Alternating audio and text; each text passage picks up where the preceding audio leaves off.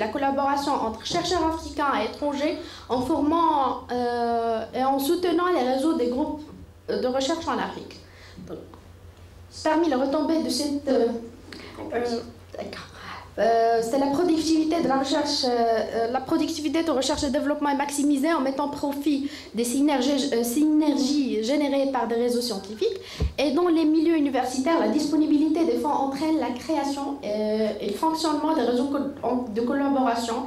Les scientifiques africains ont tendance à collaborer avec des scientifiques en Europe et aux États-Unis, où les financements de recherche de la technologie sont plus facilement accessibles, alors que les financements locaux ne dépassent pas 10%.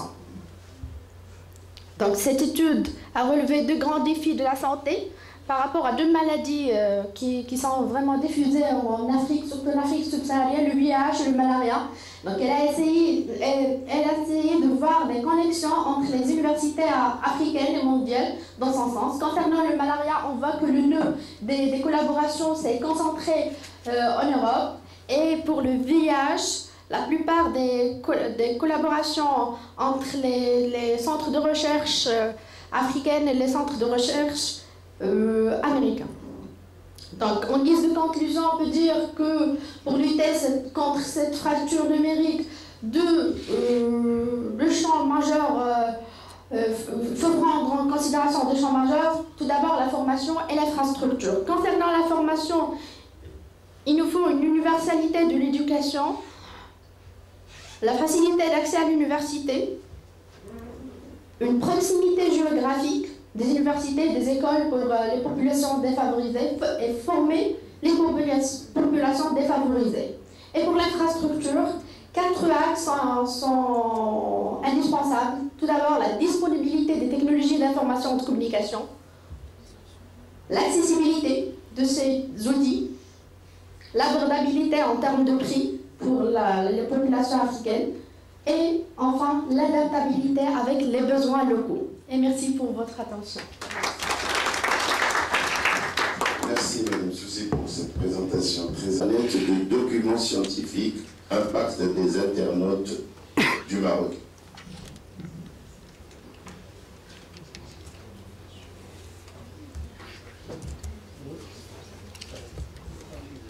À tout le monde, merci de votre accueil, merci Monsieur le Président de me donner la parole, merci Madame la Directrice de l'Institut de recherche de m'avoir invité, de me permettre de vous présenter un peu mon regard sur ces questions de e-recherche et un peu vous montrer ce qu'on fait au niveau de notre institut par rapport à ces questions. Je remarquais juste qu'on a changé une lettre entre l'interlocuteur précédent et le suivant. Et bien, donc je travaille à l'IRD et on est un institut de recherche scientifique français financé par le ministère de la Recherche et sous la tutelle de ce ministère et du ministère des Affaires étrangères européennes. Et on intervient, on est présent dans beaucoup de pays de la zone intertropicale et également au Maroc. Et je travaille en tant qu'ingénieur de l'information dans la partie documentaire de notre institut. Et depuis presque une vingtaine d'années, j'ai commencé à m'intéresser à la mise en accès de nos propres productions scientifiques. On a actuellement en ligne environ 50 000 documents en texte intégral en accès libre concernant la production de notre institut. Mais également, assez rapidement, quand on s'est intéressé à la technique de numérisation des documents, on a essayé de partager notre savoir-faire avec les partenaires des pays dans lesquels on est impliqué, et pour que d'autres collègues du monde de la documentation, du monde de ces institutions scientifiques, des universitaires et aussi des instituts de recherche, puissent donner accès à leur propre production scientifique. Et donc, dans les dernières années, entre 2008 et 2009, j'ai eu l'occasion de travailler sur un projet important qui était financé par le ministère des Affaires étrangères européennes français, qui visait à rendre accessible de l'information scientifique produite par des partenaires dans les pays concernés par ce projet.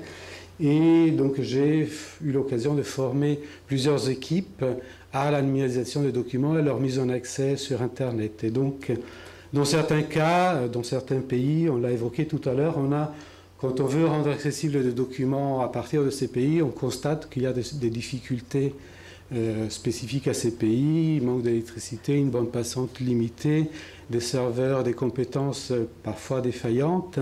Et donc pour certaines collections, on a proposé à nos partenaires de les héberger sur un serveur qui est, on peut dire, géré par l'IRD, mais qui, comme dans la mouvance actuelle, est hébergé chez un prestataire privé. Toujours est-il que, en mettant en accès des documents, ça c'est le site qui s'appelle BIP, Bibliothèque électronique en partenariat, où on a une dizaine de collections de partenaires d'institutions africaines. Et donc, par rapport à ce serveur, vous savez que quand il y a une transaction, une requête entre votre ordinateur et le serveur central, il y a, toutes les fois que ce dialogue s'installe, il y a une ligne qui s'inscrit dans un fichier informatique qu'on appelle des fichiers de log, et qui enregistre la transaction entre la requête de l'ordinateur qui a posé une question, on peut dire comme ça, et le serveur qui va enregistrer cette question qui a été posée. Donc on peut s'amuser, on l'a déjà évoqué à plusieurs reprises dans les communications précédentes, à regarder un petit peu ce trafic, en faire une analyse et voir un petit peu ce qui se passe. Et donc, par rapport aux collections dont je m'occupe, j'ai regardé un petit peu si le Maroc, s'il y avait des requêtes qui venaient du Maroc, qui allaient consulter ces collections, qui sont donc hébergées sur un serveur qui se trouve quelque part en France, et qui n'est pas chez nous à l'IRD, mais qui pourrait très bien être localisé physiquement quelque part dans le monde avec un accès Internet de bonne qualité. Bon, les fichiers de log, ce sont des objets comparables à ceux qu'on montre là. Il y a une adresse IP qu'on peut localiser par rapport à l'origine du pays. On voit quel est le document qui a été consulté et on voit aussi la question, s'il y a une question dans la transaction qui a été posée, on peut aussi avoir un accès à la question qui a été posée par rapport à un document spécifique, puisqu'on sait bien quel est le document qui a été consulté. Donc on peut s'amuser à faire des analyses statistiques sur ce trafic. Et donc c'est à peu près ce que je vais essayer de vous montrer par rapport au regard de Maroc, puisqu'en fait on parle de fracture numérique. Et donc, est-ce qu'il y a une réelle fracture numérique entre le nord et le sud? Personnellement, je n'en suis pas tout à fait convaincu, et notamment dans le domaine scientifique. Je ne vais pas généraliser les choses. De toute façon, quand on fait des indicateurs, c'est toujours des choses très larges. Mais en fait, il faut regarder dans le spécifique. Et les scientifiques, c'est pas comme... enfin, je veux dire, c'est une catégorie socio-professionnelle qui vit et qui est dans un contexte complètement différent du citoyen qui va se promener, qui a d'autres activités. Donc plusieurs collections sont hébergées sur le serveur. Là, je vous montre des statistiques réelles de consultation jusqu'à la fin de l'année 2012, en sachant que le serveur, pour certaines collections, on a démarré autour de 2010. Et donc, alors ça, c'est une collection d'articles d'une revue de littérature grise, on peut l'appeler comme ça, une revue façon Orstom, et qui concerne l'érosion. Donc ce sont des articles sur les problématiques de l'érosion dans différents pays de la zone intertropicale. Et on voit en fait, l'ordre est basé sur, l'ordre de classement est basé sur le pays le plus fort en consultation de décembre 2012. Et donc on voit qu'ici, pour cette collection, où il y a à peu près 700 fichiers au format PDF, l'Algérie est en tête, qui dépasse la France, et le Maroc est en troisième position, dans des scores qui sont tout à fait comparables. Là, le nombre de consultations par mois, c'est de l'ordre de 400 pour la partie, le mois le plus récent. Et on voit aussi dans l'évolution des courbes que ça suit un petit peu le calendrier scolaire au sens large du terme, on pourrait dire là universitaire. Sur une autre collection qu'on verra plus en détail, ce sont les mémoires de l'école polytechnique de Thiès, dont on en a numérisé un certain nombre, à peu près 700 également. On voit ici que les scores sont beaucoup plus importants. En fait, je ne sais pas si vous le voyez bien de loin, mais en fait, là, c'est plus 600, etc. C'est 6000, et avec des pics très importants, autour de 10 000 consultations par mois pour la collection en question, par rapport au pays. Donc, je veux dire, ce n'est pas le score total de toute la collection. Là, il n'y a pas le cumul, c'est par rapport à chaque pays. Et on voit ici que le Maroc est toujours en 3e position. D'accord, avec des scores un peu moins importants que l'Algérie, mais j'ai appris que le nombre d'étudiants algériens est plus important que le nombre d'étudiants marocains, ce qui pourrait aussi expliquer ce genre de choses. Une 3e collection, ce sont les masters en sciences économiques d'une école inter-État qui est basée à Dakar. Alors là, les scores sont moins importants, et on voit que France et Sénégal sont dans des scores comparables, et le Maroc ici est en 4e position. Je vais aller un peu plus vite. Une chose intéressante qui moi m'amuse beaucoup, on a pris également un certain nombre de mémoires de l'INSEPS, qui est l'école des sports de Dakar, et paradoxalement on voit ici que la France a une position un peu dominante dans les consultations. Personnellement, je sais, pour avoir regardé un petit peu les choses de plus près, qu'il y a beaucoup d'étudiants qui font une formation de type STAPS en France, et qu'il n'y a pas de document de mémoire accessible dans ces domaines fait par les formations basées en France. Donc je pense que les étudiants français, dont ils font un peu de recherche sur Internet pour chercher des mémoires sur les thématiques qui les intéressent, vont consulter les mémoires de l'INSEPS de Dakar, ce qui est un peu, à mon avis, une inversion dans le rapport. Ce sont les documents du Sud qui, là, servent le Nord, et pas vice-versa. En tout cas, tout ce que je vous montre, ce sont des consultations sur les documents du Sud. D'accord ? Des Suds, on pourrait dire comme ça. L'école vétérinaire de Dakar, également des scores relativement importants. Et là, par contre, le Maroc est loin derrière l'Algérie, la Tunisie, le Sénégal. Mais quand même, on a des scores, au-delà du fait que la France et l'Algérie aient des scores comparables, les autres pays sont toujours à peu près dans des fréquences tout à fait comparables. Une chose qu'on fait également quand on s'amuse à jouer sur ces données-là, on peut regarder un document plus spécifique. Là, c'est un mémoire de l'école polytechnique de Thiès sur les consultations. Alors, quand je dis consultations, ce sont des accès réels sur le document.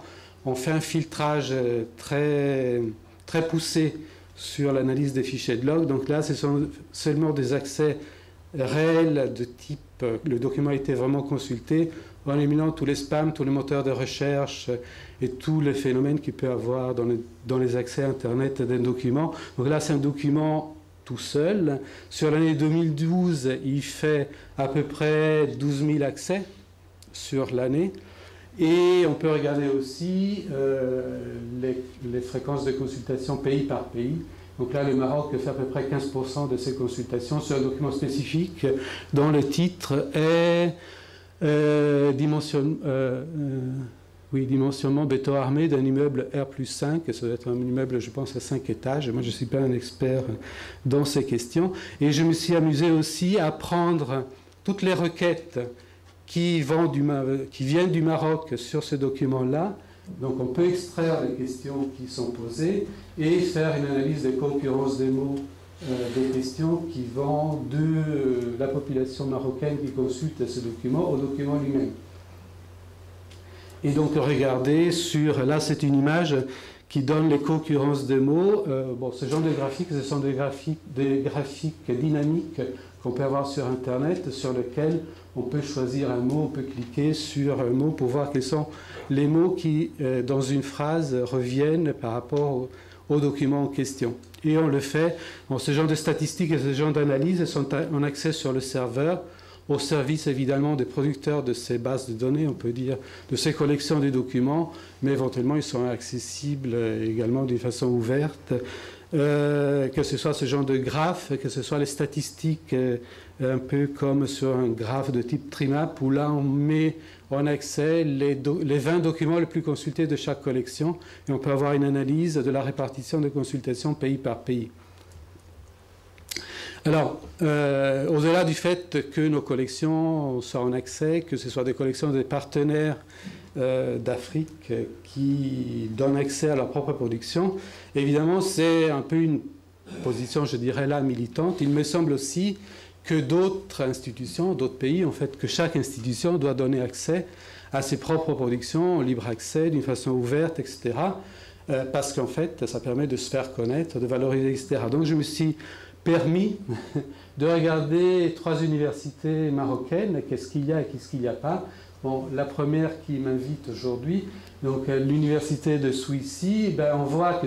Alors, je n'ai peut-être pas trouvé les bons sites, les bonnes pages, etc. Moi, je fais une recherche sur Internet, dans Google. Je suis tombé sur le site de l'université de Souissi. J'ai vu qu'il y avait une partie bibliothèque, publication, etc. Je suis allé voir là-dedans ce qu'il y a. C'est ce que ferait un utilisateur lambda, je pense, pour voir ce qu'il fait l'université de Souissi. Mais en fait, l'université de Souissi, en réalité, bon, il y a une page qui concerne les publications. Vous devez sans doute la connaître. On parle de revues. Alors, il y a théoriquement 4 revues qui sont en accès. Quand on va consulter la page de revue, en réalité, il n'y a aucun accès à aucun article. D'accord, je pense d'ailleurs qu'il doit y avoir plus de revues que 4. En ce qui concerne les publications scientifiques, ici, il y a marqué 0. En ce qui concerne les ouvrages, c'est aussi 0. Ça, c'est pour l'université de Souissi. Si on regarde Agdal, même démarche. Là, le site, depuis plusieurs mois, puisque j'avais déjà consulté ça l'année dernière, c'est toujours en construction. Pas grand-chose à consulter en termes de publication, de revues, d'articles, etc. Si on regarde Casablanca, donc l'université Arsène II, il y a une partie qui concerne des archives institutionnelles. Donc il y a un projet, je crois, qui est en cours depuis plusieurs années, etc. Enfin, je l'ai appris comme ça en regardant. On regarde cette page, on dit cliquez ici si vous voulez avoir des documents, et on tombe sur la réponse. Ben, en fait, je suis désolé, il n'y a rien derrière. Je n'ai pris que 3. Moi, je suis un navigateur Internet, et donc je suis tombé là-dessus. Je ne sais pas si j'ai choisi les bonnes pages. Je ne veux pas dire qu'il n'y ait pas d'autres sites éventuellement que je n'ai pas vus qui donnent accès à de l'information. Toujours est-il que pour les 3 exemples d'universités prestigieuses du Maroc, je crois que c'est le même cas aussi pour Marrakech, on doit avoir à peu près ça comme accès aux documents. Je vous laisse après faire les commentaires, en tirer les conclusions. Toujours est-il, pour conclure, toujours est-il qu'en Afrique, dans le domaine scientifique, dans les universités, il y a quand même accès à toutes les revues scientifiques. Les collègues de l'IMIST iront dans ce sens tout à l'heure, mais je sais que dans les pays non émergents, donc en développement, il y a des vastes projets pour que partout dans l'université, on puisse avoir accès à la plupart des revues scientifiques internationales.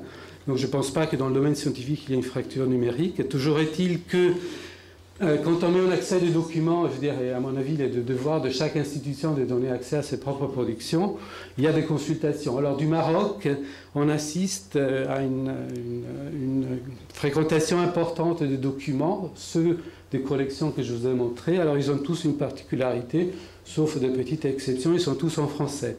Donc là, je pense que l'effet de langue joue par rapport à la population qui va consulter ces documents venant du Maroc ou d'Algérie, etc. On a vu que dans les fréquences tout à l'heure, c'est surtout des pays de langue française qui vont consulter ces documents, on peut dire francophones. Donc il y a un effet de langue qu'il ne faut pas négliger, prendre en compte. Alors les documents scientifiques du Maroc sur Internet, je pense que, je l'ai déjà dit, c'est le devoir de chaque institution de rendre accessible à ses propres productions. Et ceci dit, je veux dire, c'est un rôle des institutions nationales, mais les universités françaises ou italiennes ou espagnoles ne font pas forcément mieux. Mais ceci dit, il ne faut pas dire que comme les autres ne font pas, nous on ne va pas faire non plus. Je veux dire, je pense que il est du devoir d'une institution publique qui utilise de l'argent public de rendre tout à fait accessible de façon ouverte et gratuite ses propres publications. C'est l'argent du citoyen, c'est l'argent du contribuable qui est utilisé pour faire des travaux, pour promener des gens à droite à gauche. Et donc tout ça, ça fait partie de la communauté qui paye. Alors pourquoi rendre accessibles les documents? Je pense que c'est la visibilité, la notoriété, la légitimité d'une institution qui, quand se montre, quand elle montre ce qui est fait, même sans montrer des articles d'un très haut niveau dans des grandes revues, il y a des productions nationales qui ont une valeur scientifique, à mon avis, qui est tout à fait respectable. Et donc il faut les rendre accessibles et aussi parce qu'après on peut mesurer des impacts. Vous savez bien qu'il y a des enjeux très importants derrière le fait qu'on fasse une production. De plus en plus, il y a des raisons économiques qui s'appliquent dans la distribution des crédits, etc. Et on mesure tout ça par une seule base de données essentiellement qui est produite par des acteurs nord-américains et qui sert à faire le alpha et l'oméga de la recherche scientifique et des indicateurs qui sont produits là, dans ces revues, qui sont un choix, etc., très spécifique.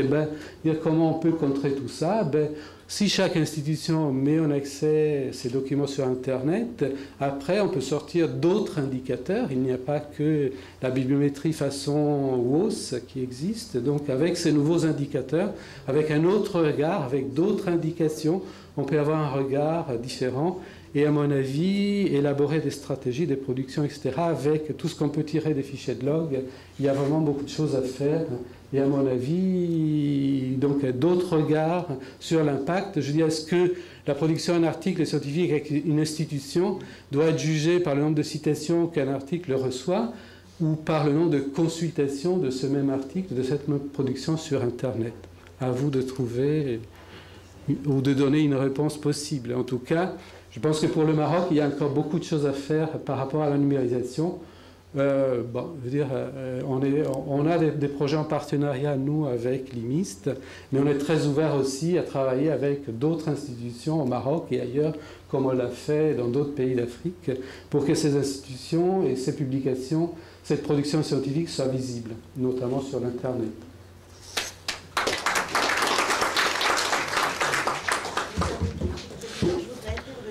Nous avons été mis en cause gravement. Et donc, c'était juste pour remettre un peu les choses en perspective. Donc, le site de notre université, là, n'est pas à jour. Je vais simplement vous montrer. Alors, effectivement, il y a un problème qui est le problème de la numérisation. Ça, je suis d'accord avec vous. Le problème de la numérisation, c'est un problème de moyens. Nous publions la plus vieille... Tu mets Google, tu passes sur l'IURS, notre site. La numérisation, nous publions la plus ancienne revue parue au Maroc, parue le 1er juillet 1933. On a voulu la numériser. On n'avait pas de sous. Et finalement, c'est la Bibliothèque nationale qui l'a numérisé. Il est maintenant disponible jusqu'au dernier numéro paru sur le site de la Bibliothèque nationale. Mais nous, l'IURS, qui sommes donc propriétaires de cette revue, on n'a pas pu le faire. Donc vous ne la trouvez pas sur notre site. Nous dépendons de Mohamed V Souissi. Alors vous avez régulièrement sur notre site, modestement, nous annonçons nos parutions. Nous faisons paraître une dizaine d'ouvrages par an, plus 2 revues qui paraissent régulièrement. Vous les avez là dans l'angle, vous les voyez, nouvelles parutions. Non seulement nous annonçons les nouvelles parutions, mais nous avons même les livres à paraître prochainement. Vous l'avez là sur le site. Nous avons aussi un archive, nous avons un catalogue, mais nous aimerions bien numériser cette production. On n'a pas les moyens financiers de le faire. Alors, il y a ce premier problème qui est un problème financier. Le deuxième problème, c'est le problème des bases de données. Vous parliez de formation, on a besoin de gens formés. Nous avons essayé avec Madame Khoya Ali, qui est notre bibliothécaire et notre responsable du service des publications, nous avons essayé de faire une base de données. Nous avons à peu près 10 000 ouvrages pour un petit institut comme ça, de très vieilles revues, des thèses qui ont été soutenues, qui sont disponibles nulle part.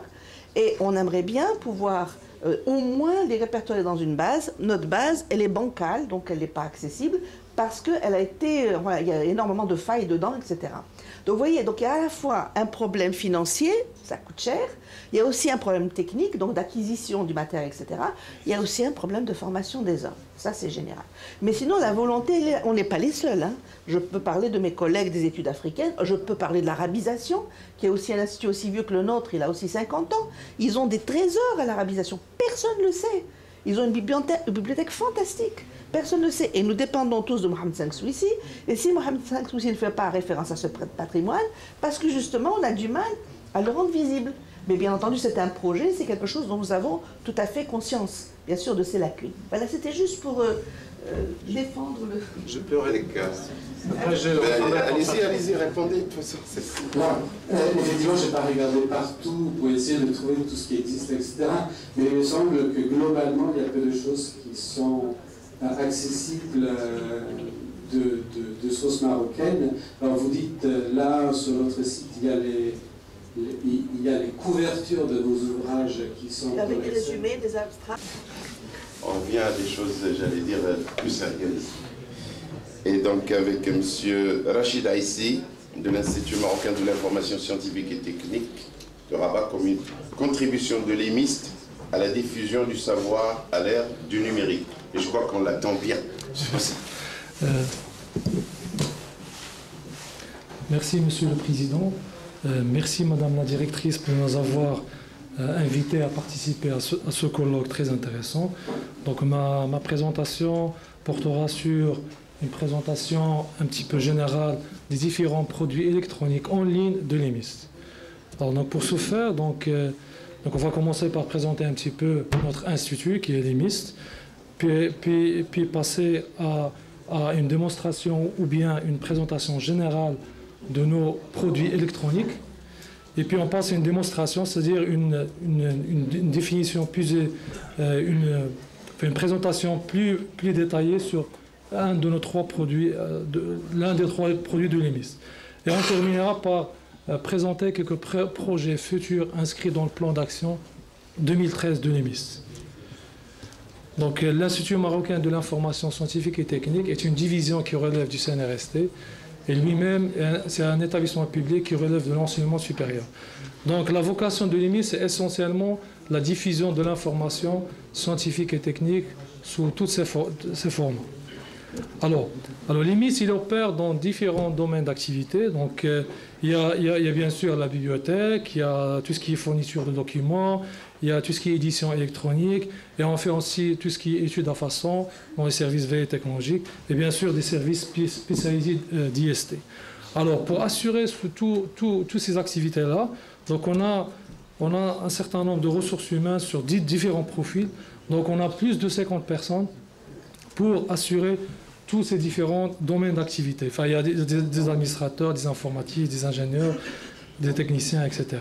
Alors avec ces ressources humaines, on a pu développer un certain nombre de produits électroniques.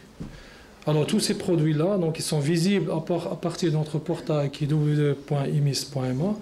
Alors par rapport à ces produits-là, donc c'est des produits essentiellement développés en interne, soit via des développements spécifiques à 100%, soit en utilisant des logiciels libres, moyennant quelques développements un petit peu particuliers. Donc on commence par la base de données des compétences. C'est un peu long, mais...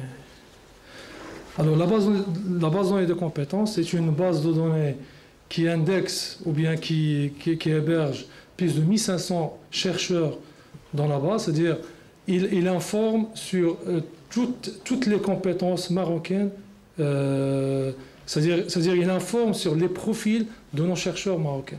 Et la base de données elle est en ligne depuis 2003.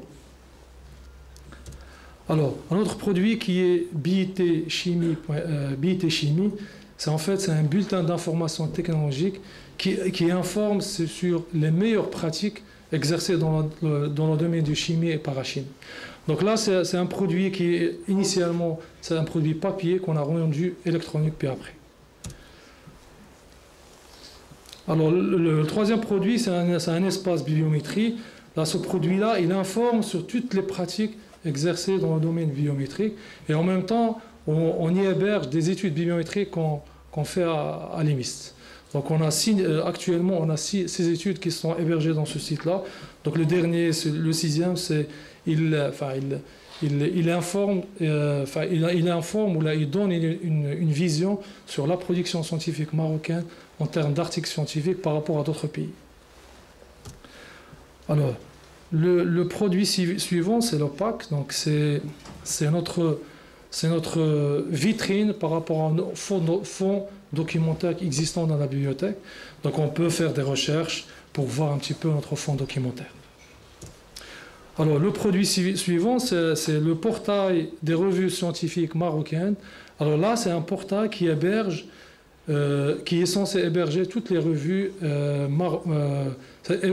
gérées par nos universités ou bien notre société savante au Maroc. Donc actuellement, on héberge 7 revues, y compris une revue en SHS. Donc l'objectif, c'est de valoriser un petit peu la production scientifique marocaine. Alors le produit suivant, c'est le produit Toubkal, qui est accessible via toubkal.ma. Alors là, c'est un réservoir de thèses en ligne. Donc il héberge actuellement à peu près 10 000 thèses, avec quelques thèses en texte intégral.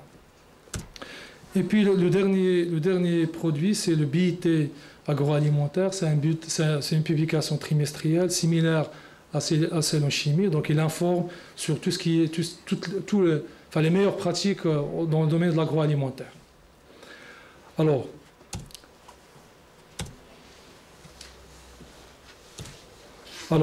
donc on revient dans la partie démonstration, c'est-à-dire qu'on va voir un petit peu le fonctionnement, là, comment sont utilisés ces produits. Donc Toubkal, l'interface réelle, c'est celle qu'on voit directement. Donc il s'agit d'une plateforme technique qui permet de rechercher du contenu hébergé dans la plateforme Toubkal. Donc il y a des mots-clés, on tape un mot-clé, et puis on a un affichage en termes de notice. Donc il suffit de cliquer sur la notice et on a le texte intégral s'il est dans la plateforme. Alors, le contenu de cette plateforme, donc, il est essentiellement indexé à partir des thèses collectées des universités. Donc depuis 2007, au jour d'aujourd'hui, donc on a pu collecter à peu près 10 603 thèses. Donc dans la plateforme, on a à peu près 151 textes intégraux.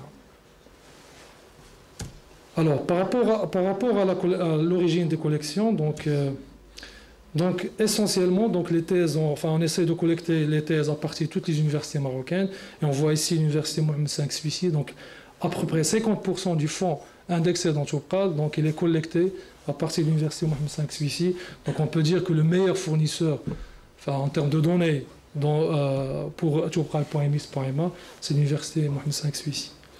Alors maintenant, comment ce contenu est consulté par nos internautes. Donc on voit ici clairement que rien que pour 2012, avec les 151 thèses en texte intégral, on a pu avoir quelque chose, un peu moins de 300 000 téléchargements. Donc c'est en moyenne 2000 téléchargements par thèse. Donc c'est quelque chose, c'est un indicateur qui dit que la plateforme est très bien utilisée par notre communauté scientifique. Alors, les perspectives de ce projet. Alors, vu que le Toubkal est opérationnel depuis un certain temps, donc en perspective, donc, on peut donner un accès propre à l'ensemble des universités. Donc l'idée, c'est que chaque communauté ou bien chaque université, on lui donne un accès propre pour qu'il puisse alimenter la plateforme avec son fonds documentaire. Alors, ou bien pour les universités qui le souhaitent, on peut leur monter un réservoir propre pour ne pas réinventer la roue. Donc on peut monter un réservoir propre à chaque université et via un moissonnage, on peut alimenter le réservoir initial qui est toubkal.emis.ma. Alors le troisième point, donc on va essayer de numériser tout le fond des thèses collectées des universités.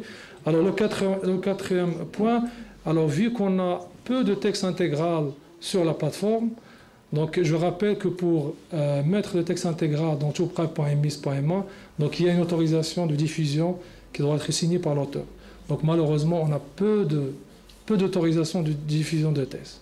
Donc d'où l'intérêt de prévoir des journées de sensibilisation à la licence Creative Commons pour inciter nos chercheurs à mettre leur thèse en ligne. Alors le dernier point, c'est que vu que la plateforme, gérer les fonctionnels, donc on va l'étendre vers au niveau Afrique. Donc c'est donc ce contexte-là qu'on est travaillant avec l'IRD, et particulièrement M. Rossi, donc pour essayer de mettre en œuvre un catalogue collectif qui indexe des thèses au niveau de l'Afrique. Donc c'est un projet financé par la francophonie. Alors, le deuxième produit, c'est un VSL. Donc on a oublié de le présenter dans les précédentes slides. Donc un VSL, c'est une bibliothèque virtuelle qui donne l'accès aux différentes ressources électroniques dont le consortium des universités est abonné. Alors, c'est-à-dire que au lieu d'avoir autant de fenêtres ouvertes, autant de fenêtres que de bases de données ouvertes dans le navigateur, on ouvre une fenêtre avec un VSL, c'est Maghreb Virtual Science Library, et puis on a une recherche fédérée sur toutes les bases de données. Donc à partir d'un seul point, on peut faire des recherches sur l'ensemble des ressources électroniques dont le consortium est abonné. Donc un exemple, donc on met un mot-clé statistique, et puis on voit ici en termes de résultats, donc le premier article, c'est à partir de 2HJ. 2HJ, c'est un réservoir d'articles scientifiques gratuits, open source, en open access. Et puis le deuxième article ici, c'est à partir des IVIR. Donc on voit bien qu'un VSL, donc, il peut faire des recherches sur plusieurs bases de données en même temps. Alors MVSL, donc la bibliothèque MVSL, donc il référence ou il peut exécuter des recherches sur Sciences Directes, Inari, OARE Agora, Gistor Aluka, et puis 2HJ qui est libre. Donc au lieu de faire plusieurs recherches dans différentes bases de données, donc à partir d'un seul point, on peut avoir les mêmes résultats directement. Alors comment on peut donc en termes de contenu, donc on a plus de 16 000 titres de revues indexés par un VSL, et puis plus de 16,5 millions d'articles, et plus de 7 000 ouvrages électroniques. Donc la question qui se pose maintenant, c'est comment on peut accéder à ces ressources électroniques via un VSL. Donc, pour y répondre, donc on a deux façons de faire. Donc la première, c'est à partir du campus universitaire. Donc on a un accès par adresse IP, donc on a accès automatique sur différentes ressources par adresse IP, ou bien via un accès distant. C'est dans ce sens que l'EMIS a initié un projet de mise en place d'un accès distant pour toutes les universités marocaines. C'est-à-dire que vous avez un compte et un mot de passe livré par l'université et tu peux accéder à l'ensemble des ressources électroniques à partir de chez toi ou à partir d'un cybercafé. L'essentiel, c'est qu'en dehors du campus universitaire, vous pouvez accéder aux ressources électroniques. Donc c'est dans ce sens-là qu'on a toutes les universités maintenant, ils sont équipés d'un système proxy qui vous donne l'accès à distance à l'ensemble des ressources électroniques. Alors, le troisième produit, c'est le portail des revues scientifiques marocaines. Donc, comme j'ai dit, c'est un portail qui héberge essentiellement toutes les revues gérées par nos universités. Alors, comme démonstration, vous voyez ici donc, la revue GeoDev. Donc, c'est une revue qui traite tout ce qui est géographie. Donc ici, on voit ici l'interface de la revue GeoDev. Donc, en premier lieu, on a une interface graphique très flexible, on peut y émettre ce qu'on veut, y compris par exemple la politique éditoriale de la revue. Et on voit ici clairement qu'on peut télécharger des PDF, voir directement le contenu. Alors, lorsqu'on dit revue, portail des revues scientifiques marocaines, c'est pas simplement héberger du PDF. C'est héberger tout le processus de gestion de la revue. C'est-à-dire que le workflow éditorial, on peut l'héberger dans le système. En commençant par l'auteur, donc l'auteur, il peut soumettre les articles. L'éditeur, c'est le créateur de la revue, il peut superviser l'ensemble du processus d'édition, il peut établir la politique et les procédures de la revue, il peut créer des numéros, etc. Alors l'évaluateur, bien sûr, c'est lui qui évalue les articles soumis par l'auteur. Et puis le réviseur, c'est lui qui met en forme les articles avant qu'ils soient publiés. Alors maintenant, comment bénéficier, comment adhérer à ce projet-là? Alors, donc, quelles sont les revues qui peuvent être intégrées ou hébergées dans ce portail-là? Donc, eh bien, toutes les revues qui sont gérées au niveau des universités ou bien des établissements de recherche, ou bien carrément les associations à but non lucratif. Alors, comment? Alors, tout simplement, donc, il suffit de remplir un formulaire d'adhésion et votre revue, elle est en ligne. Alors, et pour terminer, donc, par rapport à nos projets, alors, par rapport à nos projets inscrits dans notre plan d'action 2013, d'ailleurs, le premier projet qui est le portail des conférences scientifiques marocaines, donc, il consiste à prendre en charge donc, tout le processus de gestion de la conférence, donc, c'est-à-dire de la mise en ligne du site web de communication de la conférence jusqu'à le scheduling, c'est-à-dire jusqu'à la planification des différentes interventions des participants aux conférences. Alors l'objectif, bien sûr, c'est de rendre visible et accessible à l'échelle nationale et internationale les conférences scientifiques marocaines. Alors, le deuxième produit, c'est le portail des thèses en cours. Donc ce projet-là, ou bien ce produit-là, c'est un produit similaire à Toubkal, sauf que celui-là, donc il informe les étudiants-chercheurs ou les chercheurs sur les thèses en cours de préparation au Maroc. Parce que l'idée, c'est qu'un étudiant qui veut avoir un sujet, donc dans un premier temps, il faut qu'il fasse un petit peu, soi-disant, une étude bibliographique sur l'existant en termes de sujet de thèse qui est préparé au Maroc. Donc cette plateforme, donc, il va l'aider à bien choisir le sujet de thèse. Alors, le dernier projet, c'est le portail des publications marocaines. Donc au jour d'aujourd'hui, on n'a pas une plateforme centrale où on peut dire que, par exemple, dans le domaine X, combien d'articles on a produit au niveau du Maroc. Donc sur cette plateforme, donc, il va informer le public sur la production scientifique marocaine en termes d'articles scientifiques marocains. Donc l'objectif, bien sûr, c'est de faire connaître davantage la production scientifique marocaine. Et je vous remercie. Je vous remercie, moi, au moins, d'avoir pris moins de temps que ce qui vous a été consacré. D'accord, donc c'est du temps en plus pour des échanges. Et donc, à vous.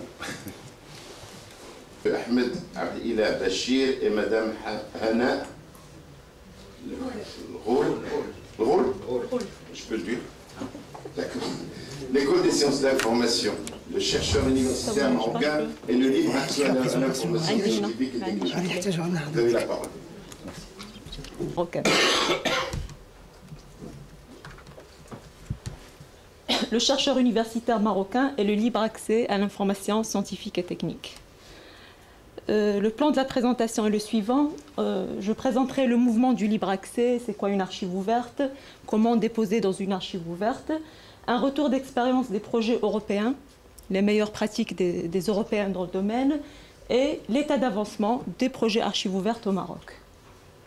Professeur Bach, il va nous présenter les résultats de l'étude sur le degré d'adhésion des chercheurs marocains au mouvement du libre accès. Merci. Le mouvement du libre accès, c'est la mise à disposition des résultats de la recherche gratuitement.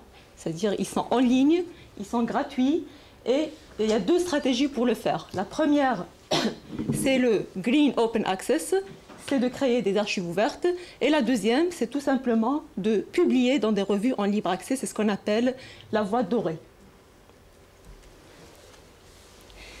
Ce passage, on est passé d'un modèle d'édition traditionnel où la diffusion du savoir elle est très limitée, les coûts d'abonnement sont très élevés